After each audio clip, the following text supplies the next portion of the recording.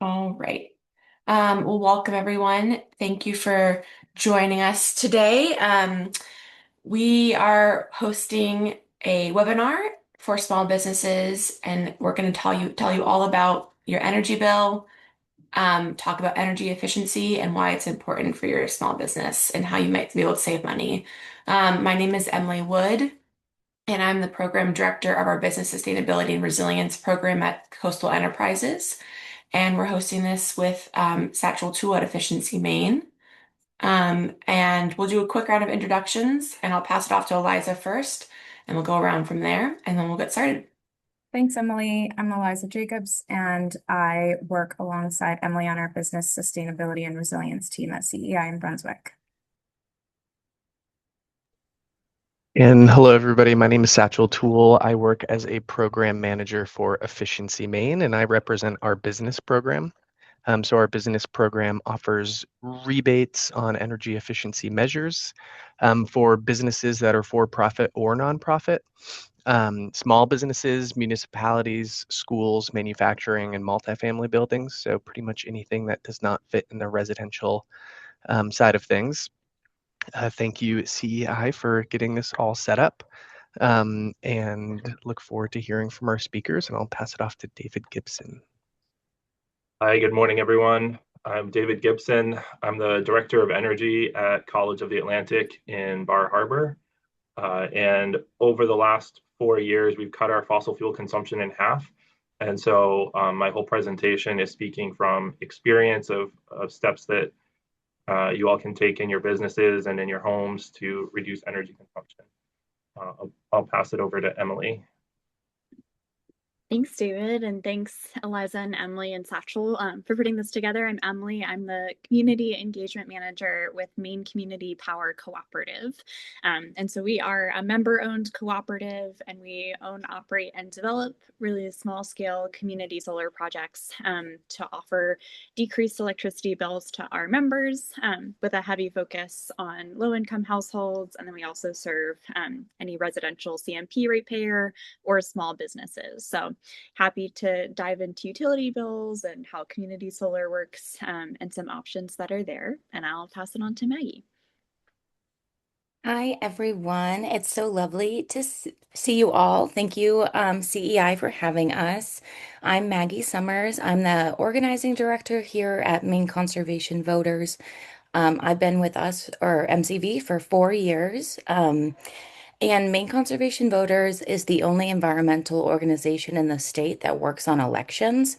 So we work on voting rights issues, we work on safeguarding our democratic institutions, we work to protect our environment and to advance climate action and clean energy in the state. So really excited to be here. And actually I went to school at the University of Maine in Orono, and I was a business major. So it's always lovely to be back with some business folks.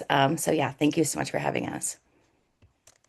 Amazing. Thank you all for those introductions. And as you all may know, small businesses are particularly susceptible to high energy costs, and they're significant contributors to the total energy used in buildings. Energy Star estimates that small businesses spend around 60 billion per year on energy costs, and the National Renewable Energy Lab found that small buildings across the country, most of which house small businesses, contribute to 44% of the nation's total energy used in the building sector. So small businesses have a huge part to play in this, and also a huge benefit to gain from small to large steps that you can take to kind of save money on your energy bill. And the first step of that is understanding what your energy bill is. So we're really glad to have both David from College Atlantic and Emily and Maggie here today to talk through all of those things. But first, I think the most important thing for all small businesses to know about is the resources available to you in your state. So not only you're going to have a lot of lessons learned here today from our speakers, but I would like to introduce Satchel Toole of Efficiency Maine to briefly cover what they offer for small businesses along these lines of saving money and energy efficiency. So Satchel, take it away. Thanks, Emily. So for those of you that are not familiar, Efficiency Maine is an independent quasi-state agency in the state. So we administer statewide energy efficiency and carbon savings programs. Our programs largely offer rebates, financing, technical information, and connection to contractors around the state.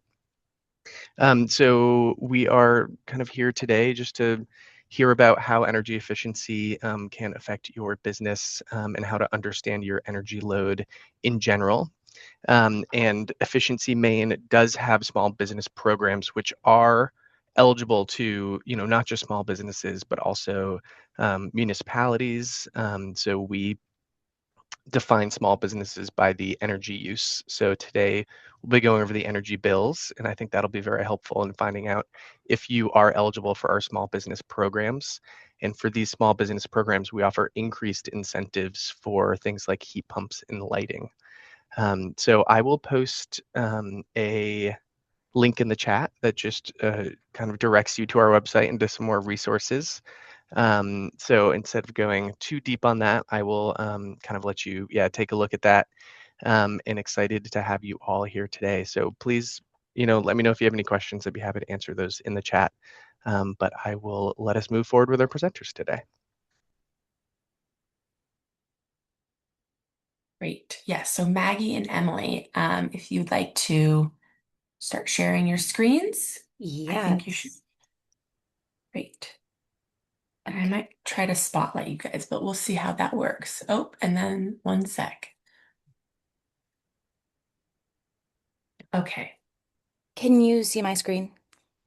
I can see it. Yes. It's Okay. in the non-presentation mode. There we go. Now we're there. Great. Okay, awesome. Thank you everyone for joining us. As I already said, I'm Maggie Summers, and I'm presenting this along with my colleague, Emily Rockford. We've been going across towns and cities across the state of Maine, talking to folks about their utility bills. This is the first time we're presenting to a business-focused audience, so very excited, to join you. But we usually start out by asking folks, why did you show up today? I understand this is like a little bit of a different presentation than we usually give. So if folks aren't able to jump off and tell us about why they're here, that's totally okay.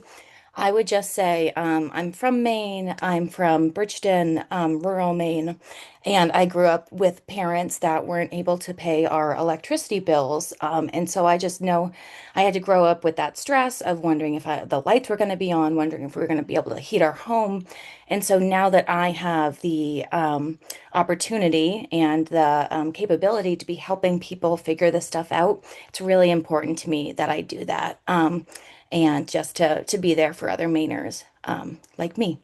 So yeah, that's why I'm here. And I don't know if anyone else wanted to share it all. Totally okay if not. Maybe even in the chat if you'd like to Yes, share your thoughts. absolutely. And I'll keep us going. So, what we're going to talk to you about today is what is the electric grid? We're going to go through that and the history of the grid. Then we're going to talk about how utilities make money. We'll go into what's on your bill. And then we'll talk about what's behind rising rates. And then we'll end with some information about empowering ratepayers in general. And we have we narrowed it down to be more specific for this audience. So, Emily, what is the electric grid? Awesome. So like Maggie said, we're going to kind of start with just some electric grid history. I promise we're not going to get super technical. But I think it's important for us to like understand why the system was set up and how the system was set up in the way that it is. And so if we take a whole bunch of steps back and we think of right when our electric grid was being built. And so we're going from, where we hardly have any access to electricity until today, where almost everybody is connected into our grid. And so if we think about when that was happening, there were all of these different companies. So every utility was building their own set of poles and wires. And so if you let's say we're outside of the central city where all that electricity was, in order to get electricity to, farther away, that was a really high barrier to entry. So you had to build all of those poles and wires. It was super expensive. And because there were all of these different utility companies that were each doing that, it became really expensive. It became kind of unsafe. If we look at these pictures that we have here, when we have multiple sets of poles and wires, that becomes a safety hazard. And so what happened is that these utility companies, they kind of came together and they were like, hey guys, what if we can do this a better way? And so we already have things that are known as natural monopolies. And so oftentimes when we talk about our electric grid, we can compare it to the analogy of a road. And so we don't have like a million different roads going from one place to another. We usually have like one streamlined highway. And so that's what these utility companies were saying of like, hey, we normally have these things called natural monopolies. Normally, they're public services. So our roads are public services. A lot of our water systems are public services. But they said, like, hey, we're already private businesses. We don't want to give that up. But we can do where we create this natural monopoly where we, as private companies or private utilities, excuse me, can own that infrastructure. And then we can go to regulators and say, okay, you can like regulate us, but we're gonna like kind of give you an idea of what we're thinking about. And so I think it's important to remember that like a lot of this structure, while that was really necessary for the time of building infrastructure, that system has kind of maintained, and that was designed by these for-profit utilities in the first place. And so it was really effective to get that rapid electrification. It had lower costs to build that infrastructure. But now we're at maybe a little bit of a different place with our electric grid, where we're not so much trying to build as we're trying to maintain and improve. And so if we go to the next slide, we'll just see kind of an outline of like what our electric grid is for. And the main purpose of that is to get our electricity from where it's produced at that supply to our houses. And most of us don't live next to power plants. So we need that grid infrastructure to get that electricity to us. And so our utilities in Maine, that's mostly CMP and Versant, our investor-owned utilities control that transmission and distribution section of the grid. And so transmission is when we are moving a lot of electricity at a really like far distance. And so I'm sure you've all seen like those huge transmission lines and towers. And we like to describe this kind of as the arm of that electricity distribution. And so it's taking all of that power a really long distance. And then the distribution is kind of like the fingers of that. So these are the poles and wires that are in your neighborhood, on your street, and are kind of taking that large amount of electricity and dispersing it into smaller areas. And so if you've ever heard CMP or Versant be referred to as a T&D or a transmission and distribution utility, it's because they just control that distribution or delivery of power. They act as a middleman. So to make it easy, they include that supply on your bill, but they are not responsible for that supply. And we'll see examples on a bill where they really, really want to make sure that you know that they're not responsible for that supply as well. But they do include that in your bill. And so if we go to the next slide, we can see what our traditional grid looks like. So traditionally, again, when we're building this, we're just trying to get that energy from that supply to your house. And so it's set up to match that supply with the demand that you're pulling from your house. And it just kind of flows one way. It's pretty simple. And then if we go to the next slide, we can see an example of what our modern grid is now. And so instead of just having like a one-way, super simple, getting that from power plants to your house, we want to make our grid more resilient and we want to add in more renewable energy. And so when we have that on a larger scale, like wind farms, again, because that's a lot of energy, it has to go into that transmission grid. For a lot of that energy to pass long distances. And then smaller things like solar or smaller batteries can go in that distribution grid. And so we need a grid that's more resilient. We need a grid that can be upgraded in order to incorporate a lot of these different sources that are more local, they're less expensive, we're less reliant on oil and gas. And so we need a grid to respond to that and to be able to incorporate all of this. And then we can go to the next slide where Maggie is going to tell us how utilities make money. Yeah, thank you, Emily. So I think it's really important that before we get into what's on your bill, we understand that utilities don't make money the way that most companies do. So as Emily talked about, utilities were originally designed as financing mechanisms to build this infrastructure and electrify the country. So for over a century, utilities, their incentive has been simple. You build more, you earn more. So every time CMP or Versant builds something new, like power lines or substations, they earn a guaranteed rate of return set by the Public Utilities Commission. And so it's basically like they're saying to regulators, give me the money to build this and then give me 9% more on top, or 10% in almost 10% in the case of transmission. The more they spend, the more they make, and all of these costs, plus their profits, are passed on to all of us ratepayers through our bills. And this model made sense in the 1900s when the goal was expansion and electrifying the country, but it hasn't evolved to keep pace with modern technology or clean energy needs. And so this is where corporate profit really starts to shape decisions. Utilities make more money by investing in transmission, the big regional lines that Emily talked about, than they do in distribution, the local lines serving our homes and towns. So, for example, over 20 years, $1 million investment in transmission earns them about 1.45 million more than the same investment in distribution. So, when we ask why certain projects are prioritized, this is a big part of the answer. And it's not inherently bad. We do need more transmission for renewable energy, as we were talking about, but it's not necessarily we're not necessarily building what is actually best for affordability, reliability, or climate goals. We're building what earns the highest return for the corporate utilities. So, for example, we need interregional transmission connecting across state lines because it strengthens the grid, it reduces reliance on fossil fuels during extreme weather, and it can save ratepayers billions in the future. But utilities often avoid these interregional transmission projects because they have to share profits across state lines or across regional lines. So even when something would save money and improve reliability, it's not necessarily getting built right now. And so capital bias means that utilities make money on capital investments, the things they build, but not necessarily on maintenance or innovation. There's no profit in tree trimming or repairs, and in fact, maintaining infrastructure doesn't pay. They don't get that extra 9% on top for just maintaining the lines.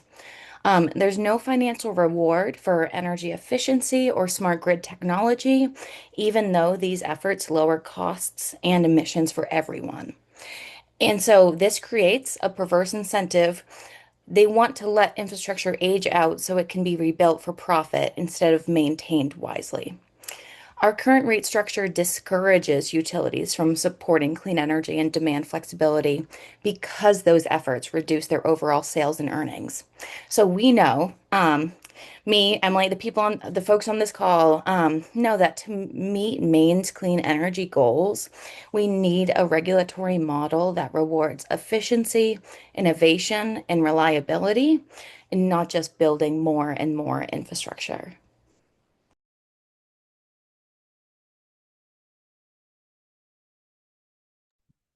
Awesome. And so now we're going to go into what's on your bill. And I will say the example that we have is an example of a bill from CMP's website, which represents a residential account. And so we'll point out where those things might look a little bit different for small businesses like you all.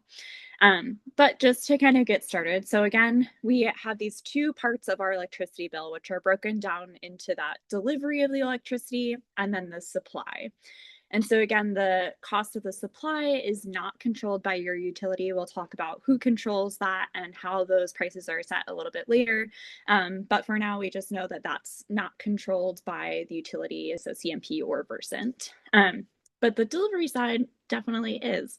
And so that delivery cost is often broken down into three categories. So there's that transmission cost. So we're paying for part of that cost of, building the infrastructure. We're paying for their profits, as Maggie mentioned, and, we're paying to get that electricity to us. And then we also pay for the distribution. So we pay for, those smaller poles and wires and a part of, that smaller delivery of electricity. And then we also pay for kind of this other bucket that is called other. You might see it caused, excuse me, called stranded costs. Sorry, I'm gonna Okay, you might see it called stranded costs. And there's actually a bill just passed that they are changing that. Sometimes you might have seen it called policy charges, and they are not allowed to call it policy charges anymore. So if you still see that on your bill, you might be eligible for a refund for that. And so if you have questions about that, we would recommend reaching out to the Office of the Public Advocate. And Maggie will talk a little bit about how to contact them and who they are and what they do. But essentially, they are a voice within the Public Utilities Commission to represent ratepayers. So again, if you see public policy charges on any of your new bills, and we can maybe double check on when that has to be changed, but that will be a change that's coming up. But so anything that's in, whether it's called stranded costs, whether it's called other, or whether it's called public policy, is basically anything that's not directly transmission or distribution. And so this includes things like storm recovery costs, like policy programs, so even things that save us money. And so the Efficiency Maine Trust, all of the rebates that we get to benefit from are part of that cost. And then programs like low income assistance funds that we pay for through that other costs on our bill. And we'll break down a little bit later kind of where we see those changes and what might have affected some of that other or stranded costs. But now we're going to move to your utility bill. And so this might look pretty familiar. Maybe it makes you feel a little bit anxious, which I'm sorry, but this is just kind of that first section of your CMP bill where you often see that big number. And so this is broken down again into that delivery where it says CMP delivery and has that first $72. And then that supply. So they're really separating this. CMP really wants you to know that they're not responsible for the supply. And so again, they say non-CMP supplier standard offer. But often in this example, it's about half and half. And we'll break down what those charges are. And so we can go to the next slide. And so this is often on page 2 of your utility bill. And here's where it might look a little bit different for small businesses. So in that dark green circle on the left, where it says delivery charges, yeah, thank you, Maggie, and where it says residential, you might see something that says SGS or small general service or medium general service. And that just means that because you are a small business, depending on how much electricity load you need throughout the month, that will determine that delivery rate class. And so what we have here is just kind of taking another step back in this orange circle. CMP likes to pretend that everybody can pay 100% of their bill all the time, which is not necessarily true. And so if you were to, let's say you were only able to pay a certain portion of that delivery charge the previous month, anything that you owed in that balance would show up there in that orange circle. And they do so. If you are not able to pay your utility bill, or know folks who aren't, you can pay as much as you can in the delivery section. And as long as you pay something, they cannot disconnect you. You will still have to pay those late charges on that, but they can't disconnect you as long as you pay something towards the delivery charge. The supply is a little bit different because that's not controlled by CMP. But that's just important to note if you know anyone who is struggling to pay that part of their bill. But anyway, that's where that prior charge would show up. And then we go down into the charges for the current billing cycle.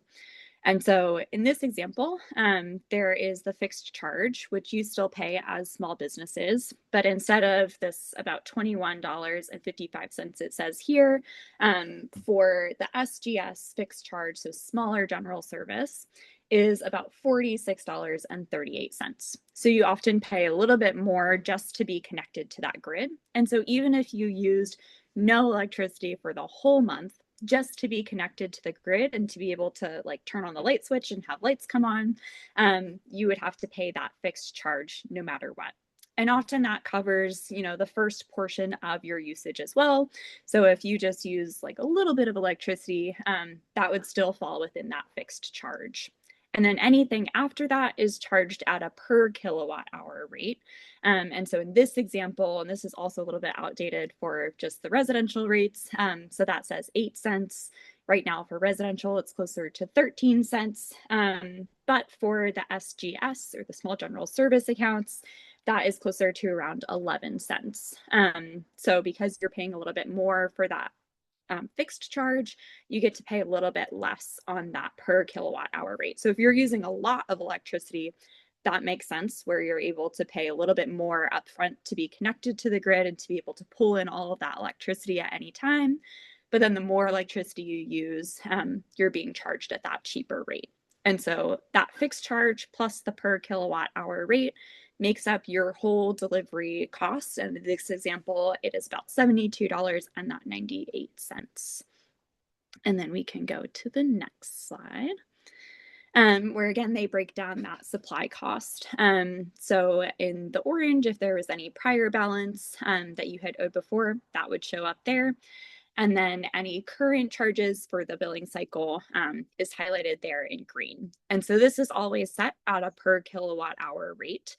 And the default option is to be subscribed to the standard offer. And so if we go to the next slide, we can learn what the standard offer is. And so the standard offers, again, this default option for your supply.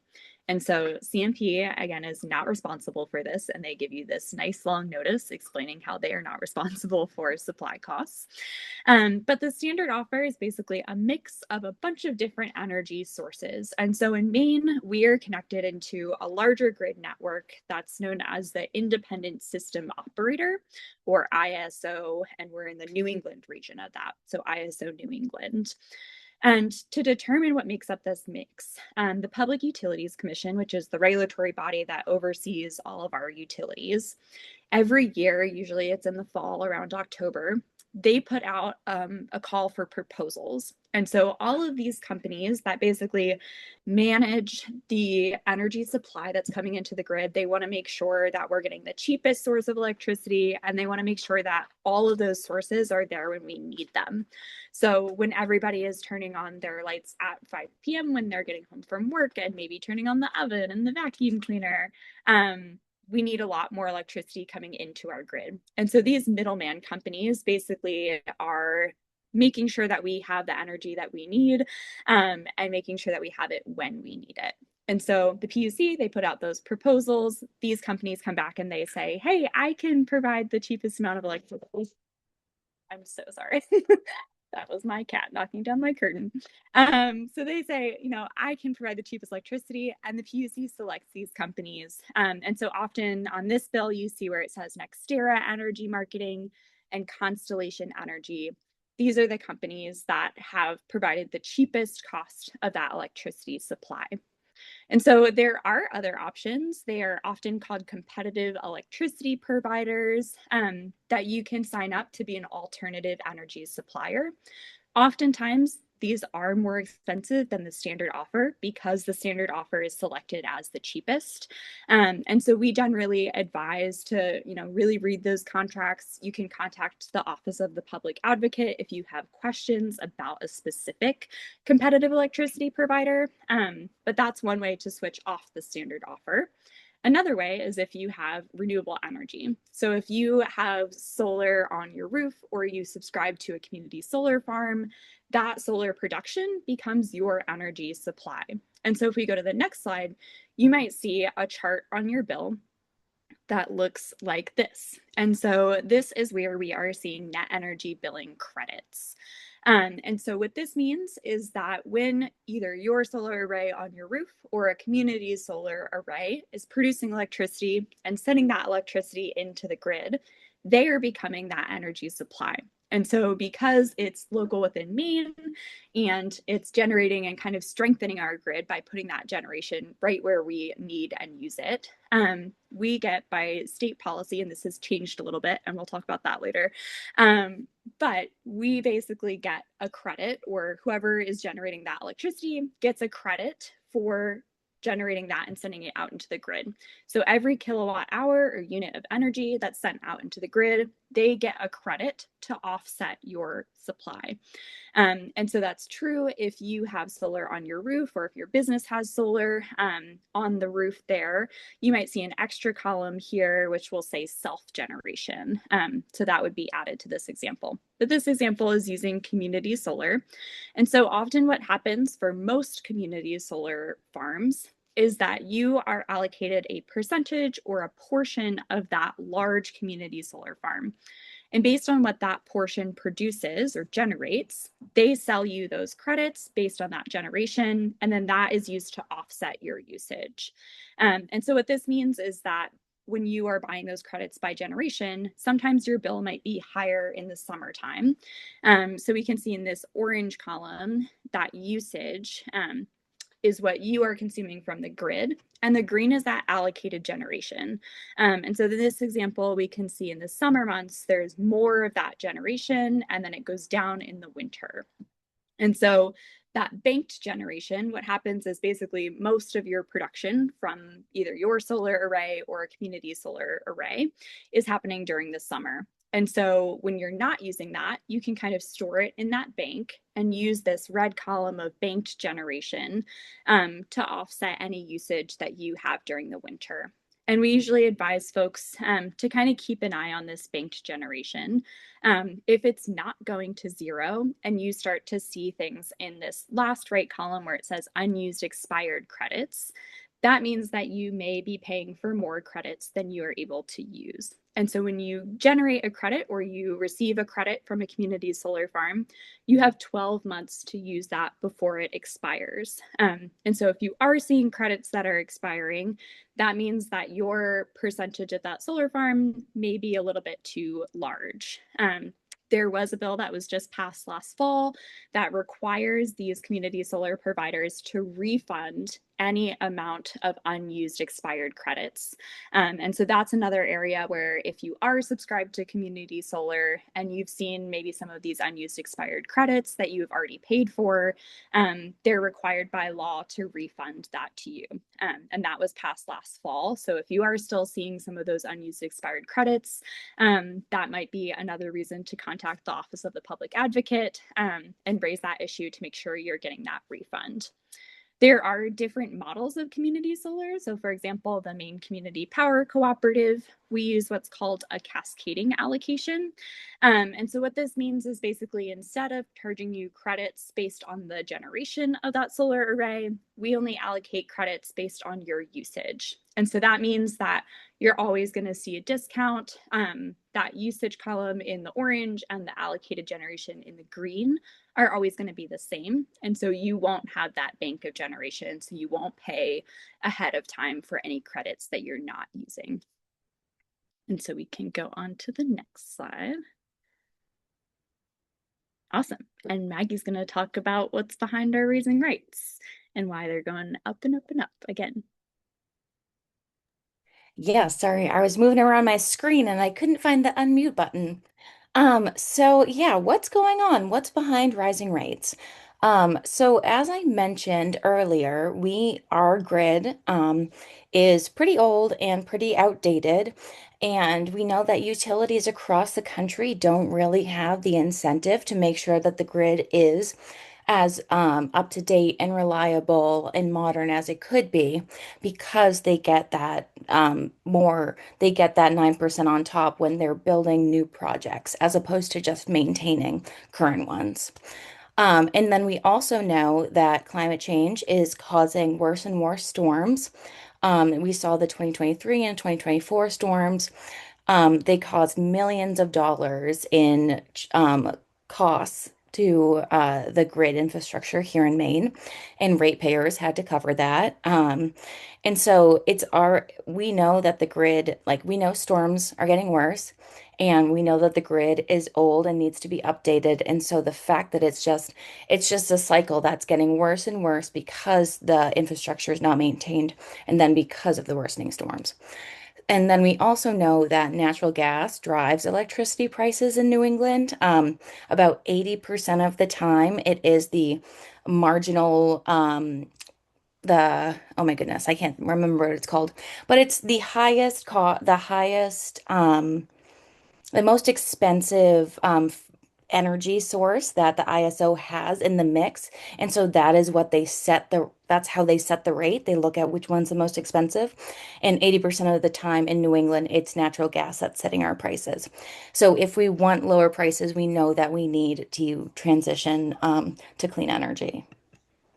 And you can see here, yeah, CMP seeks $228 million for 2024 stormer costs. We know that it could have been less money if they had been maintaining the grid. And then here is about the rise in natural gas, which we know is caused by a number of factors, including the wars going on across the ocean. And then we have, let's see. And then talking about the components over 10 years. So we can see that there's been a huge jump in supply, which CMP and Versant are not responsible for. This is set by the international market. But distribution and transmission, they are responsible for. And so we can also see these components have increased over the past 10 years. And then we think it's important to note that in the other section is also so we're paying for storm recovery costs, which really increased that other category. I think it was about $30 a year that it increased these recovery costs. And then there's also programs like the Community Solar Program, the Efficiency Maine Trust, as well as we are paying for low-income Mainers to be able to help, use those programs when they can't afford their electricity bills. So we think it's important to note that we, the ratepayers, are paying for these programs, not CMP, not Versant. They're not doing it out of their kindness of their heart. We're paying for it. And I think, these programs should be used. They're really important, but just important to note that we are the ones supporting them. And then our last portion is talking about empowering ratepayers. And so, talk to you a little bit about the Public Utilities Commission. So, the PUC is basically the referee between us, the ratepayers, the businesses, and CMP and Versant. So, it sets the rules that utilities must follow and decides major cases such as rate increases. And I think it's important to note that the PUC's job is to make sure that utilities are financially stable and reliable, and it's not to protect customers. That's the job of the Office of the Public Advocate. But the public can have a voice in these proceedings. Anyone can submit comments or intervene, whether as an individual or a group. And if you would be interested in getting involved with that work, Emily and I are both involved in the Fight the Hike Coalition, which is working to make sure that whatever rate increases are coming our way are fair and reasonable to Maine people. But really engaging with the PUC is one of the most direct ways to influence how our electricity system is run and how fair our bills are. So if you're curious and want to get involved, you can reach out to me or Emily, or you can visit maine.gov/MPUC, which is the Maine Public Utilities Commission. And that is what we have for you. I look forward to your questions at the end. And yeah, I'm excited to hear from you, David. Yeah, thank you. I'm going to share my screen and can you see that now? Yes. So just a quick note, it's really important to review your electric bills. The utilities do make mistakes from time to time. And a few years ago, there was a big case and they got in a lot of trouble for all the mistakes they were making on the bills. As an example, at College of the Atlantic, we have several accounts that are medium commercial. And so the transmission and distribution charges are based on the peak demand during any 15-minute period in the month. But anyway, there was a year and a half ago, where the demand charges were much higher than I had seen previously. And they charged us $15,000 instead of $1,500 for the demand charges. And when I contacted them about it, they refunded us the money. But they said, oops, yeah, we manually input all of the demand charges, and our team must have just put the decimal point in the wrong place. So we got $13,000 back from that mistake. So yeah, if your bills seem wrong, it's definitely worth looking into, and there could be a mistake. Uh, I'm going to talk about how to make our buildings in Maine more efficient. I'm the director of energy at College of the Atlantic. At COA, we set a goal in 2017 to transition our campus entirely off of fossil fuels by 2030. And I started at COA in August of 2021, so almost 5 years ago. And in the time that I've been there, we've cut our fossil fuel consumption in half. So we're about halfway to our goal. And so a lot of this presentation is going to talk about the steps that we've taken on campus to reduce our energy consumption and save money. So as an overview of the presentation, I've developed a simplified 10-step process to reduce energy costs. And I've prioritized the steps by cost effectiveness. So doing the things that will save you the most for the least upfront cost first, and getting into more expensive, higher capital cost projects later in the process. I have a case study looking at one of the buildings on campus and the before and after improvements and the various benefits that we saw from that. And then a quick overview of the benefits of taking a comprehensive approach. And then there will be time for questions and answers, both with me and with Maggie and Emily at the end. So for the 10 steps to transition away from fossil fuels, the most cost-effective thing you can do is install high-efficiency shower heads. And clearly this is relevant for some businesses and not for others, but particularly if you have hotels or lodging businesses, this can save a huge amount of energy, as well as reducing water and sewer costs. And so we've installed more than 45 high efficiency shower heads on our campus, and they reduce our water consumption by between 25 and 30%. And for a typical home, you can get these for less than $20. We've been getting them for about $8 a piece, and they save about $200 a year on energy costs, depending on how much time you spend in the shower and how many what type of water heater you have. But there's a huge amount of savings available, particularly for lodging businesses and for any home across the state.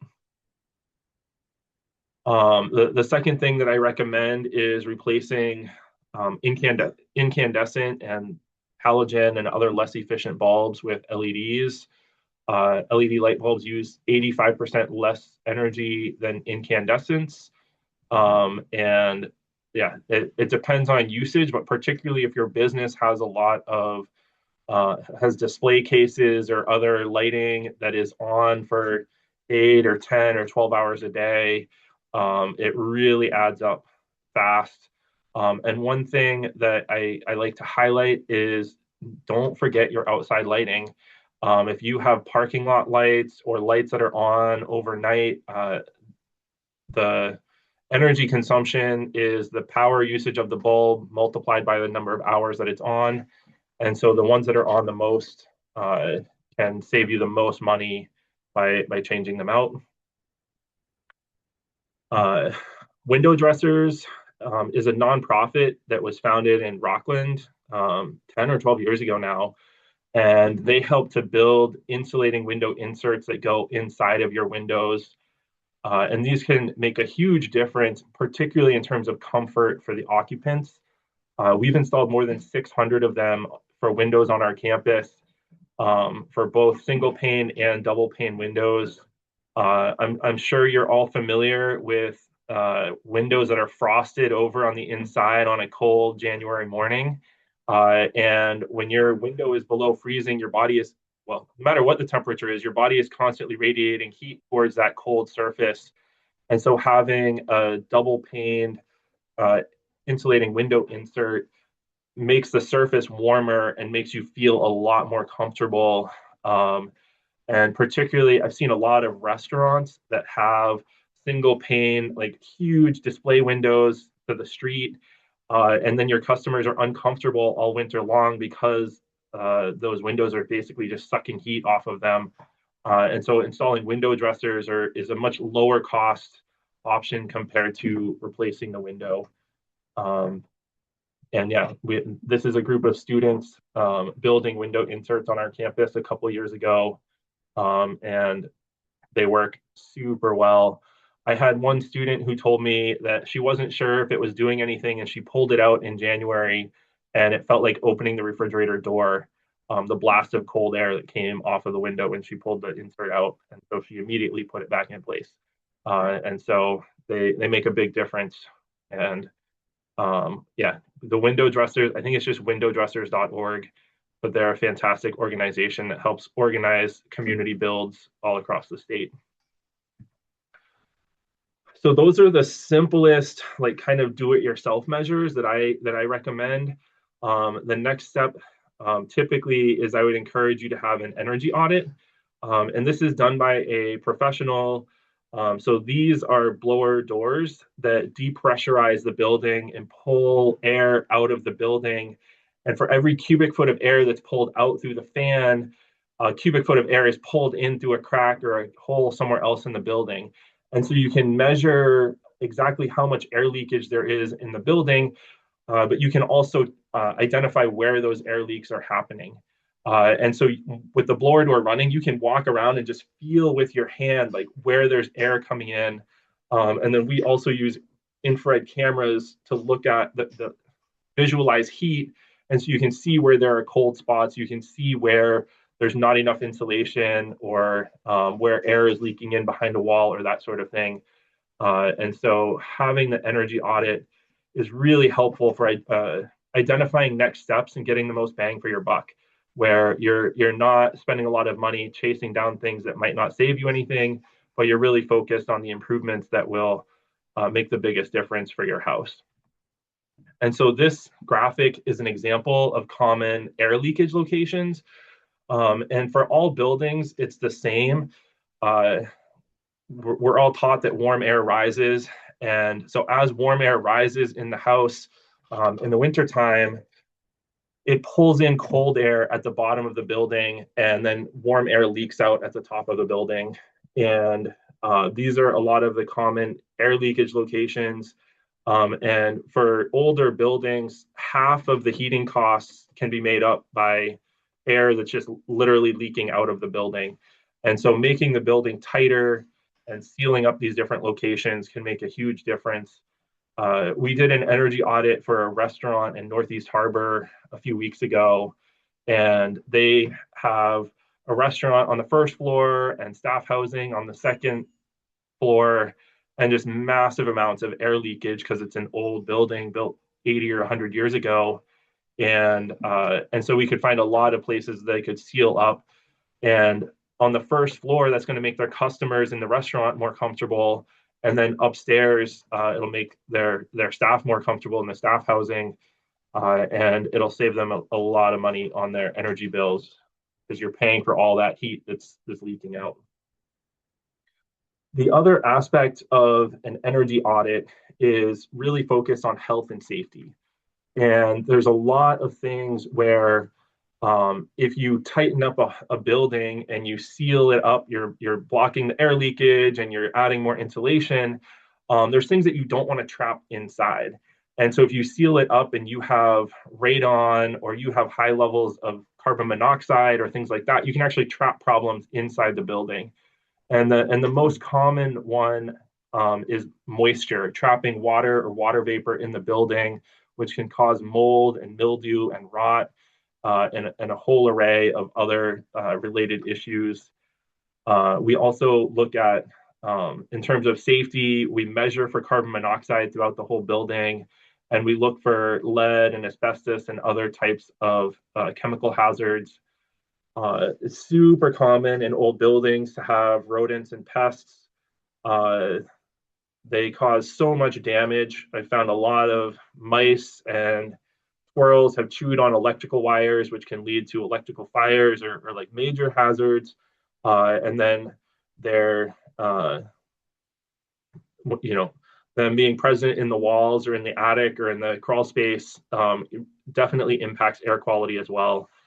And then the other aspect with air leakage is that if you're not controlling your ventilation and you're not controlling where air is coming into your building and leaving your building, if it's just leaking in randomly, it's often pulling dust and other pollutants in with it. And so air sealing your building and then adding mechanical ventilation makes a huge difference in terms of dust and pollen and pollutants and other things coming into your building that you don't want. So after doing an energy audit, before or after, the next thing that I recommend in terms of cost effectiveness is a heat pump water heater. This is the basement of our home where our hot water had been coming off of our oil boiler, and then we replaced that system with a heat pump water heater, and the cost of oil is now over $5 a gallon pretty much everywhere in Maine. Even as high as electric rates have gone, a heat pump water heater is still about 1/3 the cost of burning oil to heat water. And for most buildings, if you have a basement, the heat pump water heater has the added benefit of helping to dehumidify the air around it. It's pulling some moisture out of the air as it's running. And these just work so well. We've installed more than 20 of them across the COA campus and just about every building where we can. And then what gets trickier is if you have a hotel or a restaurant or something that uses a huge amount of water, getting a commercial heat pump water heating system can get a lot more expensive. And so trying to find that balance between the upfront cost and the longer term energy savings and everything that you can do to conserve water, like high efficiency shower heads, or in restaurants replacing the pre-rinse spray with a higher efficiency, lower flow option. Those types of things can reduce the total amount of hot water you need and then reduce the size of the system that you need for heating your water. The next thing that I typically recommend is electrifying appliances. There's been a lot of studies over the last decade showing the problems with using gas ranges, particularly in terms of indoor air quality. And if you have a restaurant with a range hood, then clearly that's sucking out a lot of the combustion gases. But even if your combustion appliances aren't producing carbon monoxide, all of the other combustion gases are still pretty toxic for occupants of the home or business. And then the other thing to always look at is refrigerators. A typical 20-year-old refrigerator uses 3 times more energy than a new refrigerator. And so I've seen for like residential size refrigerators, often the energy savings can pay for a new one within 3 to 4 years. And so using a watt meter to measure how much energy the refrigerator is using, that's usually the most cost-effective appliance to replace. It gets more complicated. A lot of other appliances, TVs and toaster ovens and things like that, you're just not going to save enough energy to like repay the upfront cost. And so typically, like if you're replacing appliances, look for Energy Star options or the most efficient model. Most of the bigger appliances will have the energy guide, and looking at the estimated yearly electric usage can really help to tell you which one is going to use the least amount of energy and be the most efficient for you. So after that, and especially after doing an energy audit, the seventh step is air sealing and insulating. And I highly recommend starting with the basement or crawl space area. Most buildings in Maine that have basements or crawl spaces have no insulation whatsoever.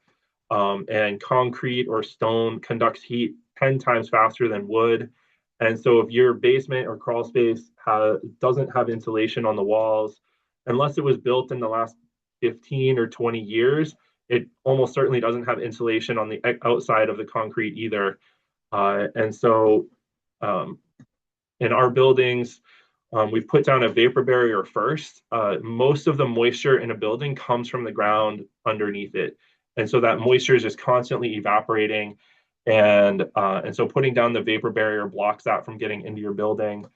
And then spray foam the walls from floor to ceiling in the basement or crawl space area. And in addition to blocking heat from or slowing heat transfer, it's an airtight barrier, so it's blocking air leakage. And rodents don't like to eat spray foam or go through it, and so it tends to prevent rodents from getting into your basement or crawl space as well. And I typically recommend that first, with the second half being to seal and insulate your attic and walls, because most homes and most buildings have at least some insulation in the attic. Uh, and and so, but there's usually an opportunity to add a lot more insulation and to air seal all of those leaks around different uh, electrical penetrations for lighting and the tops of walls and all that sort of stuff. And so air sealing first and then adding more insulation. And that can make a huge difference in terms of reducing the heat loss and making the building more comfortable. And so once you've sealed and insulated the exterior, the thermal envelope of your building, that's when I recommend installing heat pumps. Uh, Heat pumps work in a very different manner than combustion heating equipment. They want to run constantly, and they can modulate up and down the amount of heat output. So they're really flexible in terms of sizing them for the space. But if all of your heat is leaking out of your house, the heat pumps just won't be able to keep up.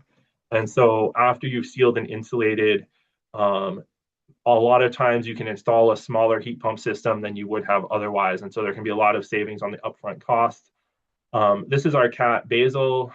He loves to sit in front of the heat pump. We have a little tower for him right there.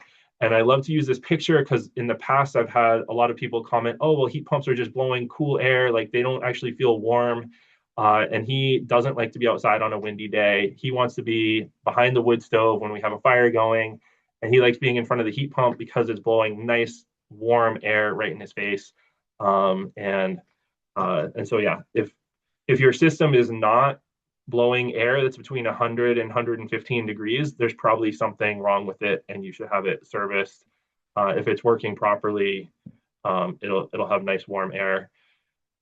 And yeah, one aspect, we have a ton of heat pumps that have been deployed over the last few years, and it is important to clean the filters regularly, and it's also important to have them deep cleaned by a service contractor every year or two, especially if in a business setting, like if it's anywhere near the kitchen, like I've seen heat pumps that are just coated in grease and it can't transfer heat correctly, and so it'll never keep you warm enough if it's not deep cleaned. And yeah, in a dusty environment, they tend to get clogged up faster, and so they're a fantastic heat source all through the winter, but it is important to maintain them. Um, Electric vehicles, there's so many models available now. And I know Efficiency Maine, if your business includes deliveries, they have a rebate for commercial like delivery vans that's $12,000 to $14,000. So there's huge rebates available from Efficiency Maine for that type of thing. But for most homes, for most of the residents in Maine, we spend as much or we spend nearly as much fueling up our cars as we do heating our homes. And so there can be a tremendous amount of fuel savings through electric vehicles. And similarly, like if your business involves, like even if you don't need a delivery van, but if you have people that are driving around in especially shorter trips, if you're driving less than 200 miles a day, like an electric vehicle is a great option for that, especially in towns where it's stop and go traffic and that sort of thing. And it's becoming more and more important for businesses to offer electric vehicle charging, and that can either be for your employees or for your customers, but as either a benefit or most of the charging stations now you add a payment system, and so they're the customer, whoever is using it, is paying for the electricity. There was a time when a lot of them, like, it was kind of a free benefit for people, and I think most places are trending away from that now. And so once you've electrified your heating and your hot water, and ideally your transportation, then you can install solar to power all of that. And Emily has talked extensively about community solar and the benefits of that. But if you have an open rooftop, and a lot of businesses have big open rooftops, like, that's an ideal location for solar, as long as you're not like deep in the forest and it's constantly shaded throughout the year. So that is the process that I recommend for transitioning a building away from fossil fuels and getting the most bang for your buck in the process. So the next piece of my presentation is going to be a case study, looking at one building on our campus. So if you have been to College of the Atlantic, then you're probably familiar with the Turrets building. It looks like a castle.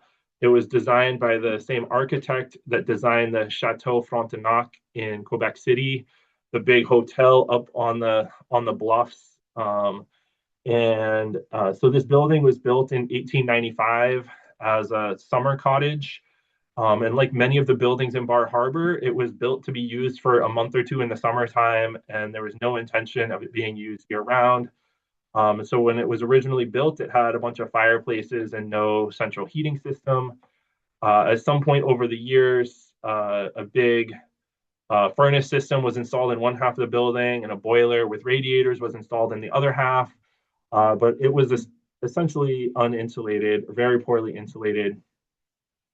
And so over the last few years, I've engaged in several projects to improve the insulation of the building. So the basement had a lot of moisture issues. On the left here, these were boxes, all of the business office files, everything that they need to save for the auditors, for the IRS having 5 or 7 years of files on hand. These boxes were in a damp basement, and so like literally the bottoms of the boxes were rotting out. The files inside, we had to move whole boxes of files into new boxes in order to move them, and like having mildewed files inside them was just disgusting. I do not envy the auditors having to deal with that. And you can see in the right hand picture here, like just water seeping in through the wall from outside, and just constant water on the floor, and yeah, lots of moisture and water issues in the basement, and it was reflected in the air quality. In this section of the basement, part of the building was used as a dormitory in the 1980s and 1990s, and they had to go down to the basement where there were showers installed. And so this was the shower area, that the walls were just coated in mold and mildew from a couple decades of use as showers with no ventilation to outside. So nothing pulling the moisture out of the space. It was just getting trapped in there. And so I purchased full face respirators for our students and myself to be able to use as we were dealing with this just nasty, moldy drywall. And I've seen this type of thing in so many buildings. It's not uncommon in Maine. We have a lot of moisture in the ground and in the air. And so when we demoed the drywall to be able to spray foam the exterior walls, in the left-hand picture, you can see the before photo of what the drywall looked like, and there's a little bit of brown staining at the bottom of the baseboards. But when we opened up the wall, nearly all of the wall studs were rotted off 6 inches above the floor. And so the constant moisture coming in from outside and then building up from the shower area inside, the walls were rotting apart, and it wasn't visible. It was not like, we had no idea that was going to be the case until we opened up these walls, and And so like a major structural problem. It turned out that these walls were supporting the business office upstairs. And so like we could have had a floor collapse if we hadn't found this and addressed it as part of this insulation project. And they had actually insulated the walls when they built these bathrooms in like their late 1970s, early 1980s. But what we found was that rodents had removed all of the fiberglass from behind the bats. And so you see the foil facing there, and the fiberglass is just gone because rodents have stolen it to make nests. They were running around in the wall cavity between the framed wall and the stone, which uh, which then allowed them to access all throughout the building. And clearly, you know, they've damaged the insulation, and we found areas where they chewed on wires and all sorts of similar hazards. So after we moved stuff out of the way, we laid down a vapor barrier across the entire basement floor. And then we hired a spray foam contractor to install 3 inches of spray foam floor to ceiling on all of the basement walls. And so, yeah, you can see a couple of the students who are working with me sent me this update picture at the end of a day they've been working. And the contractor insulated the exterior walls. And it's important, it's required in Maine now, but in other states, they still allow other types of spray foam. But it's really important to use a low global warming potential spray foam. Some of the older products are 3,000 times worse for the environment than the newer formulations. And so you don't want to address your energy consumption by using a product that is going to cause more global warming than the heating oil or propane that you were burning previously. And so here is a before and after.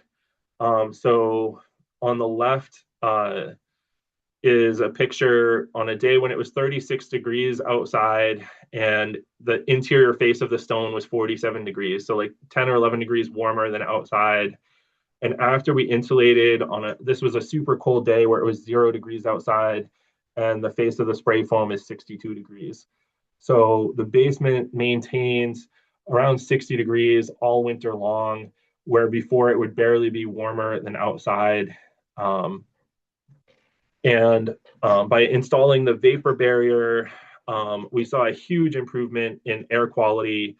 And so we've addressed the moisture concerns, and then by addressing the moisture, we've eliminated the mold and mildew and other problems that we were seeing in the basement. And so it's made a tremendous difference in terms of the usability of the space, the comfort in that space, reducing heat loss to outside, and improving the air quality. And while it's most obvious in the basement, like air moves throughout the whole building. And so improving the air quality in the basement also improves air quality upstairs. And one thing that I found really interesting after we did this, the following winter, there was someone who was on the second floor, so 2 stories above this, who said that she's noticed such a big difference that she doesn't need to use a space heater in her office anymore. And so it's not just the immediate space that was insulated, but benefit is carried throughout the whole building. And actually, I'm working with a group of students right now to seal and insulate the attic to try to capture the other half of the heat loss as it's leaking out. And so you can see just a whole array of different benefits from doing this type of an insulation improvement project in a basement. And this is looking at just the first quarter of the year, so January through March, the heating oil and propane deliveries. And we have bills going back a decade. And then you can see after doing the installation at the end of 2022 and the first quarter of 2023, we had over 500 gallons of heating oil savings and over 100 gallons of propane savings. So just in that first quarter, which is when we use the most heat in Maine, we had over $3,000 in savings. And the total project cost ignoring the student labor, which I don't have a budget line item for, but the total project cost was between $35,000 and $40,000, and so it's going to be a less than 10-year payback, probably a 7 or 8 year payback, looking just at the energy savings. But if you look at the other benefits of, addressing a structural issue that, it could have caused a multi-million-dollar insurance claim.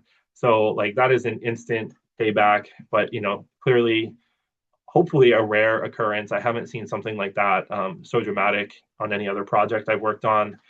But then like we created 3,500 or 4,000 square feet of much more usable space in the basement. And we're still using it for storage, but it could be used for higher value purposes. Like we could create classrooms down there. We could have senior project, like study spaces down there. There's been a proposal to build a pub in the basement, which I think a lot of the staff would be excited about. And at the cost of building new space in Bar Harbor, that's $500 to $700 a square foot, creating that much usable space in the basement, it has close to $1 million value. And we haven't achieved that value because we're still using it for storage, but it could be put to a higher purpose, I think. So just a whole array of benefits from this project. And I've seen so many schools and so many small businesses that are in similar old buildings that have basements with moisture problems. Like this is something that is really replicable in so many buildings across the state. And so this picture I like to include. This is there's 2 units of housing here. There's a downstairs apartment and an upstairs apartment that we use for faculty and staff. And you can see how the whole roof is ringed in icicles. This project, basically the heat is leaking out through the attic and melting the snow off the roof. And driving around Maine this winter, we had great conditions for icicles this winter because we had snowstorms and then we had cold weather. And so the snow would stuck around for a month or months at a time. And driving around the state, getting from Bar Harbor isn't close to anything. So going down to Brunswick to visit my brother, going west to visit my family in Freiburg, or to go skiing at Sunday River or Sugarloaf. Like when I'm driving around, I'm just constantly looking at rooftops. And roughly half the homes I saw in Maine this winter had visible ice dams where the snow is melting off the roof and refreezing out over the soffit where there's cold air on the underside of it. And that can cause so much damage to people's homes. And it's all just caused by heat leaking out through the roof. So if you see rows of icicles on your home or on your business, like you definitely should hire an energy auditor and air seal and insulate your space. Because it's not just causing damage to the structure, but it's hundreds of dollars, in some cases hundreds of dollars a month in heat loss just going straight through the roof. In the Bethel area, going to Sunday River, I saw businesses that had icicles from the roof to the ground. And so if you just have pillars of ice coming off your building, like that is all just money that you're spending on the heating bill that is just going straight through the roof. So really important to seal and insulate and address that. So as a review, why should you take a comprehensive approach to an energy retrofit? I think the biggest aspect is comfort. Fixing drafts and addressing cold surfaces makes you feel more comfortable, makes your customers feel more comfortable, makes your workers feel more comfortable. Reducing consumption before you produce renewable energy. So starting with smaller heat pumps and a smaller solar array if you've addressed the efficiency first. And then you have less demand on the energy grid. Emily and Maggie were talking about the cost and the expense of building new transmission and distribution lines and how we all have to foot the bill for that plus 9.5%. And if we have less demand on the energy grid, that's a lot less infrastructure that has to be built. And so the more efficient we can make our buildings, As we electrify them, then it's a much smaller overall load on the grid. The health and safety side of it, addressing moisture, improving air quality, eliminating rodents. I think those are all self-explanatory. And then durability and building longevity. Moisture causes rot and causes building failure. Um, we see sad, dilapidated buildings all over Maine, and often the cause is, someone not being able to afford a new roof on their house, and after a few years of a roof leak, the structure is failing because it's rotted. The same thing can happen from the ground up. If you have moisture from the ground that's getting into your building, you can have rot problems even if you don't have a leak from outside. And so just lots of benefits to addressing the energy performance of your building, in addition to reducing your energy bills. And so this picture in the background here is actually the attic of that building that had the icicles all the way around after we did the insulation improvements. And so now there's just there's 2 feet of cellulose insulation in the attic now. So it exceeds building code, and it's all airtight, and it's made such a big difference. That roof will have snow on it the longest of any of our roofs on campus, because the heat isn't leaking out and getting through it. So I'll stop sharing my screen now, and I think we're going to transition to Q&A. Yes, thank you very much, everyone. This was really helpful. I think we got a good sense of not only what's included in our energy bill, what we're being charged for, but also how to reduce some of that demand on your energy and reduce some of the heating fuel and propane that we all get and need for winters in Maine. I wanted to first, before we turn it over to questions, highlight some of the things that David mentioned as solutions and potential energy savers, and maybe tee up Satchel to talk about some of just a very small tidbit. I know we can go on a long time about all the rebates and incentives, but for a lot of the things that David mentioned, you don't have to bear the cost solely alone. There are rebates and incentives out there for you as small business owners, depending on your rate class, which now you know where to look for that on your energy bill. So, yeah, Satchel, if you wouldn't mind just touching on a few of those. Yeah. So thank you for all of this information. This has been great. Touching on a few of the things that David mentioned, heat pump water heaters are a great solution for small businesses. A lot of businesses don't have the highest hot water load, but some of them certainly are using lots of hot water, smaller restaurants, cafes, things like that. Typically with our program, if you see the link in the chat, you can buy a hot water heater and get a rebate for, right now, I believe it's an $1,150 discount. So if you go to Home Depot's or Lowe's, you can walk out of the store spending just around $400 for that brand new water heater. There are QR codes on the shelves at Lowe's. So if you go up, you can scan it with your smartphone. It'll automatically give you a website where you can put in your information and then give you a little barcode that you then scan when you go to checkout at Home Depot or Lowe's. It's a very slick feature. I did it myself and installed it in my own home. If you have an electric water heater, it's a very, very easy conversion. If you have a different fuel water heater, it is still fairly straightforward. I got off of a 1996 oil water heater, and now I spend very, very little, and it dehumidifies your basement, which is also an added bonus. So that is for all customer types, the heat pump water heater rebate. It can be for a home, a large business, multifamily home, any of that. We do have I believe it's a $14,000 EV electric vehicle rebate for businesses. So I also included the link in the chat to that. I think the link got a little messed up, so I will repost that. I just realized it was the period messed up. And Hannah asked if you can use a heat pump water heater if you do not have a basement. For our program, we say an unconditioned space. I know that at my family's house, my aunt and uncle's house in Phippsburg, Maine, They have kind of a side shed that is not heated but accessible through the inside, and that's where they have their heat pump water heater. So you do not necessarily need a basement. I know in some multifamily homes, they even have like a closet area. They do need some space because they have exhaust air and they're taking in supply air. If you are working with an installer, I would certainly, get their input as well.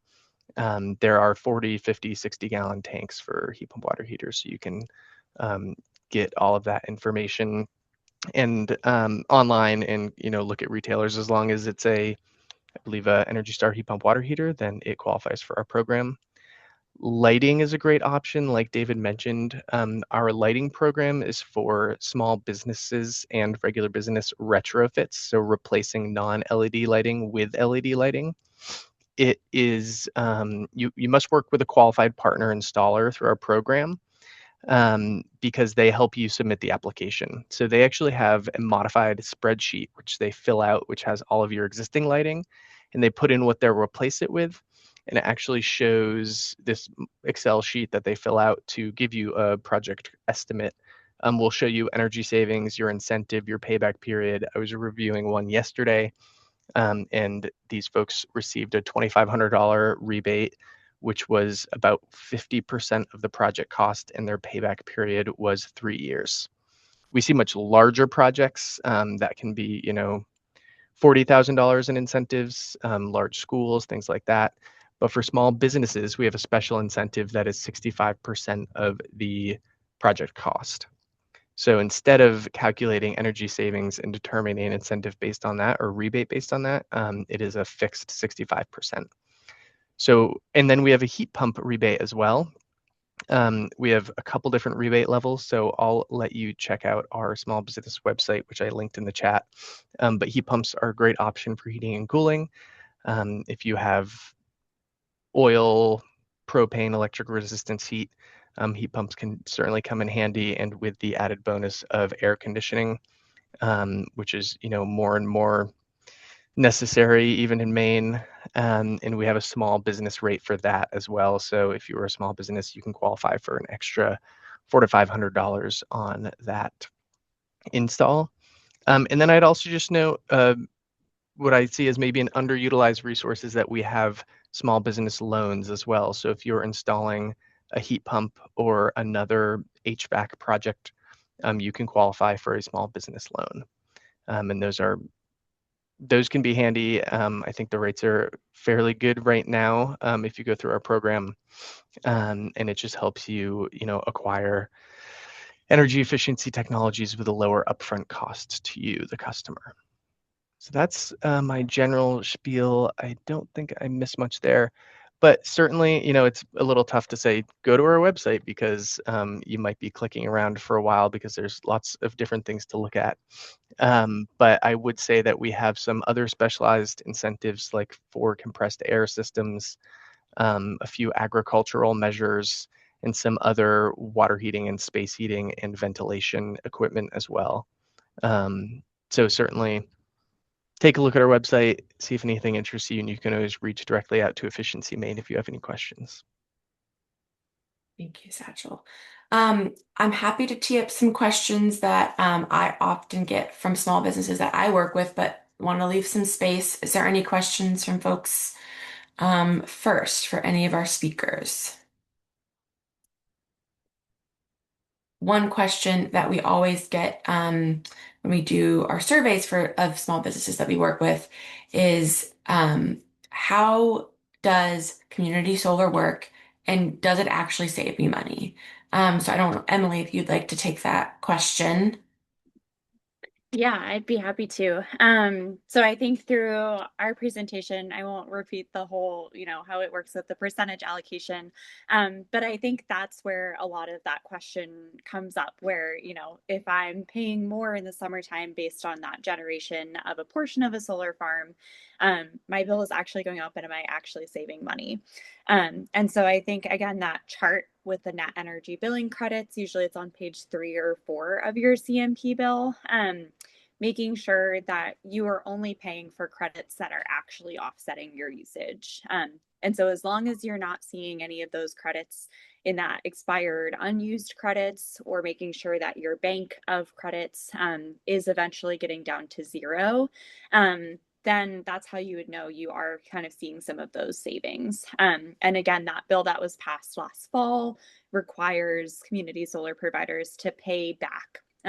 So if folks have purchased more credits than they're actually using, they have to be refunded for those credits. So that makes sure that they are saving money. One thing that we do as MCPC, and I'm not sure if there are other community solar providers who do this, but our default option is to send out just one bill. And so that would show folks, hey, here's what you would pay CMP minus your discount, and then we actually pay CMP on behalf of our members. And so that's an option. Often it's called consolidated billing. So if you've ever heard that term before, I think Ampion is another community solar provider who has that option, where they'll pay the utility on your behalf.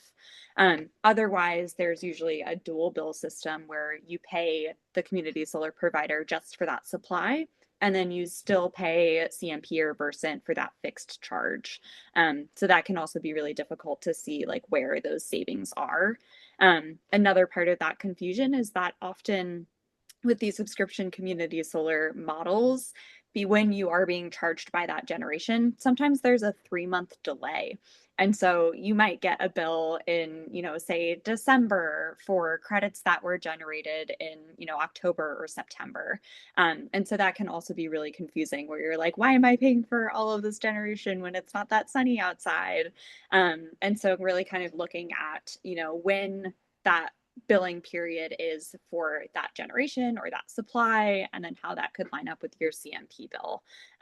And so that's something that MCPC tries to do, to make that really clear. And there are, other options. Again, the Office of the Public Advocate has a lot of great resources about community solar in general. And Hannah, your question of does MCPC help stabilize rates longer term, or did they go up at a similar rate to the standard offer? So that's a really great question. So because our projects are still tied into net energy billing, and that has changed. So any new community solar projects coming online as of January 1st of 2026 are not able to enter new net energy billing. And so net energy billing is that mechanism of generating credits, generating electricity and getting credit for that. And so this won't affect most existing community solar providers. And the Department of Energy Resources at the state is working on developing a new program. So some of this may change, but I'm just going to talk about what is in existence now. And so with that one-to-one credit, essentially these community solar providers are sending that electricity out to the grid for free, and they're getting these credits back. So once they've built these projects, that's where that kind of upfront investment comes.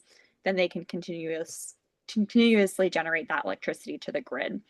And so getting these credits, they're able to sell that at a discount to the standard offer. And so MCPC and other community solar providers are basically selling you this electricity supply at a set discounted rate. So often 15% is usually the standard.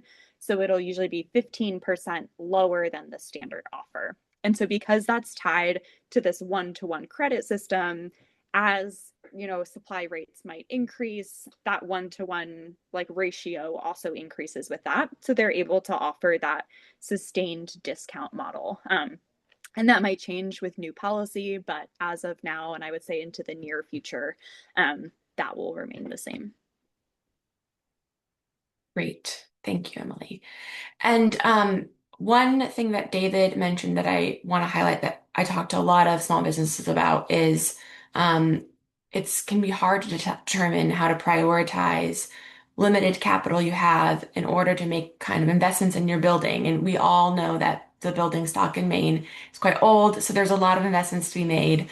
I think David mentioned the importance of getting an energy audit. And I just want to ask you, David, if you could break down how an energy audit might help you determine where you might need to put your investments in first. Yeah. in particular, because of the focus on health and safety, identifying if there's any health and safety issues that need to be addressed prior to doing efficiency improvements. You definitely don't want to trap carbon monoxide or moisture and mold inside your building. And so understanding what types of hazards might exist that need to be remedied first. And I mean, unfortunately, that's the part where like you may have to spend money that doesn't save you anything, but it'll reflect in the health of your employees or of the occupants of the building. And then like understanding like some of the buildings in Maine have been built really well, and then there are some that have been built pretty poorly. And so understanding like, oh, actually your envelope is pretty tight and like there's not a lot of insulation improvements that can be made, or unfortunately, like your building has a lot of air leaks and like there's a lot of room for improvement there. And so just prioritizing whether it's worth investing in heat pumps or solar or other things, or if focusing on the lower hanging fruit first and trying to address the thermal issues and keeping the heat in the building. And so yeah, those are some of the types of things that an energy auditor will identify and highlight, and can help to like understand how you're using energy, reviewing your energy bills, both on the heating side, whether that's heating oil or propane or natural gas, and then on the electric side as well. And clearly, you can't save money that you're not spending. And so if you have really low energy bills, which there might be someone out there, but like there's a lot less opportunity for insulation improvements or that type of thing if you're just not using very much energy to begin with.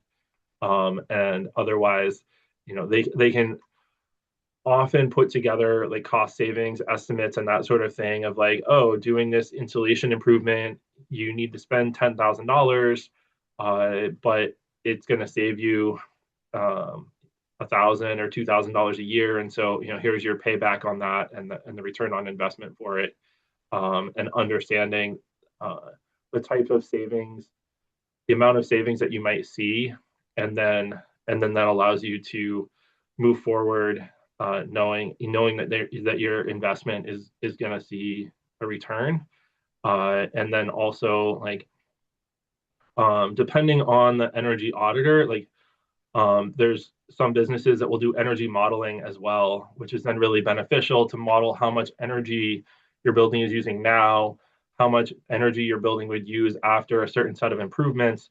And then that can allow you to right size the mechanical equipment and design hopefully a smaller mechanical system than you might need otherwise, reducing the upfront cost of the installation. Great. Thank you, David. If there aren't any more questions, I think we have our marching orders for everyone joining us today or people who will watch it. Check your utility bill, make sure you're not being overcharged. Install LED light bulbs, look at Efficiency Maine's website and see where you could save money and get rebates or incentives. And as always, if you have questions for any of our panelists and you're watching this, you can email me. You probably will have my email if you've reviewing this website or this webinar. And thank you very much for our speakers and Satchel. I think this will be very helpful and useful information. And thanks everyone for joining. Thank you so much.